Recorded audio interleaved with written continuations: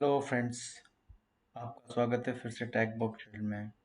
और मैं आशा करता हूँ आपको मेरे पुराने वीडियोस काफ़ी पसंद आ रहे होंगे और मेरे चैनल को अपने फ्रेंड्स और फैमिली के साथ में शेयर कर रहे होंगे। तो चलिए आज मैं एक नया टॉपिक लेके आया हूँ कि किस तरीके से क्रिप्टो करेंसी और बैंकिंग सिस्टम काम करते हैं। और जैसा कि आजकल चल रहा है कि बैंक्स टोटली क्रिप्टो करेंसी के अगेंस्ट होते हैं, तो इसी बात पे हम बात करते हैं। और कुछ पॉइंट्स मैंने निकाले थे कि किस तरीके से क्या बेनिफिट्स हैं क्रिप्टो करेंसी और यू कैन से कि ब्लॉकचेन यूज़ करने के, और क्या डिसएडवांटेज हैं बैंक्स को बैंक की सर्विसेज यूज़ करने के।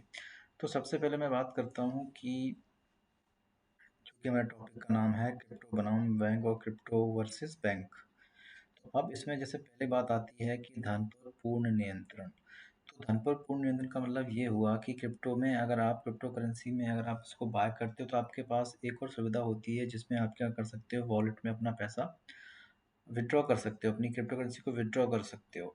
लेकिन जैसे कि आपने ट्रेडिंग की, अपनी किसी एक्सचेंज पे ट्रेडिंग की और वहाँ से आपने कोई बिटकॉइन बाय किया और वो बिटकॉइन की जो भी वैल्यू है वो आप अपने वॉलेट में उसको ट्रांसफ़र कर सकते हो। तो वो वॉलेट में आपका क्रिप्टो करेंसी आपके पास रहेगी, आपका फंड सेफ है और वो उसको कोई चुरा नहीं सकता जब तक आप किसी को नहीं भेजेंगे या किसी को आपके डिटेल पता चल जाती हैं, तभी वो आपके वॉलेट से गायब होगा, नहीं तो वो कभी गायब नहीं होगा। जबकि बैंक्स बैंक्स में ऐसा नहीं होता। बैंक्स में पैसा एक बार गया तो आपका नियंत्रण छूट जाता है और वो बैंक मनमाने तरीके से उस पैसे को अपने पास रखती है। कई तरीके की लिमिट्स लगा देती है कि मिनिमम 5,000 10,000 का अमाउंट होना चाहिए आपकी अकाउंट में। जैसे कि हमने पहले भी देखा था कि कई बैंक्स ने डिफरेंट डिफरेंट लिमिट्स लगा दी थी।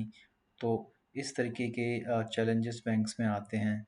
और एक बार पैसा अगर आपका डूब गया तो वो पैसा आपको वापस नहीं मिलता, उसमें से 5 या 10% मिलता है। जैसे कि पीएमसी बैंक का फ्रॉड हुआ था, इसमें इन्होंने 6,500 6,500 या साढ़े साढ़े 6,000 करोड़ का घोटाला किया था और काफ़ी लोगों को काफ़ी मशक्क़त करनी पड़ी थी। इवन उसके बाद भी उनको पूरा पैसा नहीं मिला। सेम चीज़ येस बैंक ने की थी, जिसमें मेरा भी अकाउंट था और मुझे भी काफ़ी दिक्कतें आई थी। मेरा पूरा का पूरा पैसा उन्होंने फंड को पॉज़ कर दिया था, ना तो मैं पैसा निकाल सकता था, ना मैं कहीं ट्रांसफ़र कर सकता था।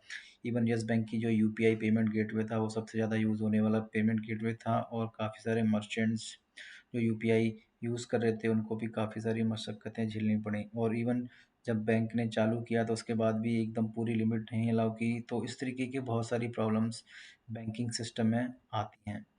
अब हम बात करते हैं तेज़ी से सीमा पर लेन-देन।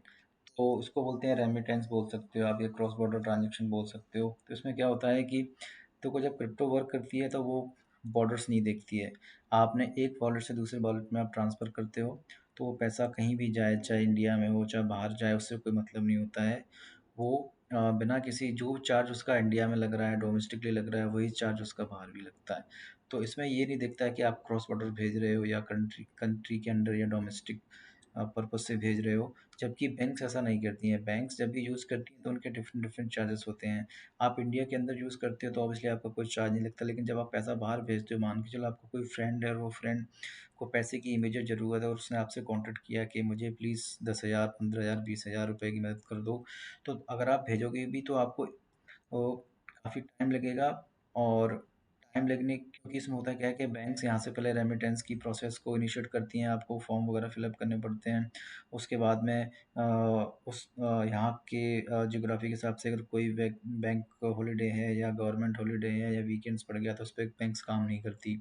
उसके बाद में जब दूसरी कंट्री की बैंक में पैसा जाएगा तो वहाँ पर भी सेम चीज़ होगी, तो ये पूरा का पूरा अकाउंट क्लियरेंस में काफ़ी टाइम लग जाता है। तो इस तरीके की प्रॉब्लम क्रिप्टो में नहीं आती। आपने यहाँ से पैसा ट्रांसफ़र किया और वहाँ पे आपका विदिन 1 और 2 मिनट्स में ईज़िली ट्रांज़ैक्शन हो जाता है।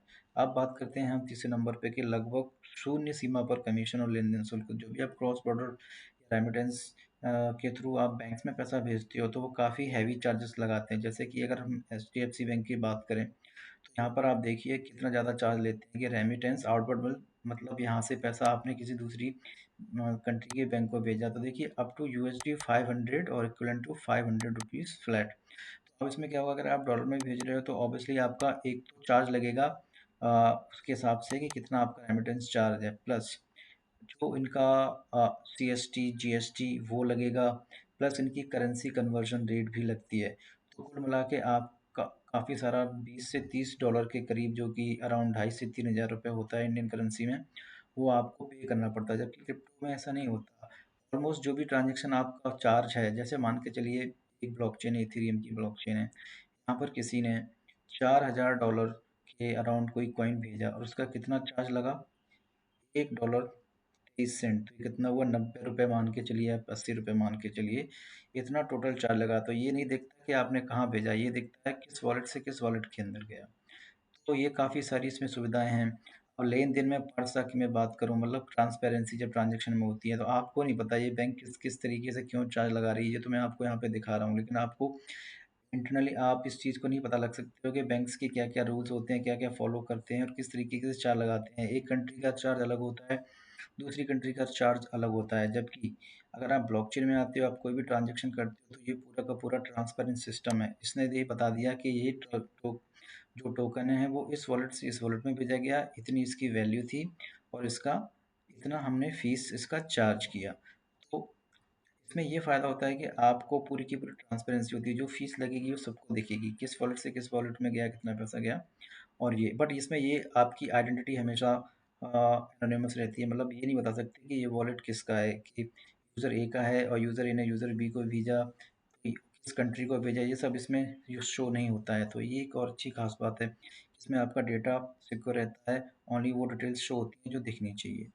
तो यही मेरा एक पर्पस था इस वीडियो बनाने का, ताकि मैं आपको बता सकूं कि किस तरीके से क्रिप्टो करेंसी का जो सिस्टम है वो बैंक से किस तरीके से डिफरेंट है।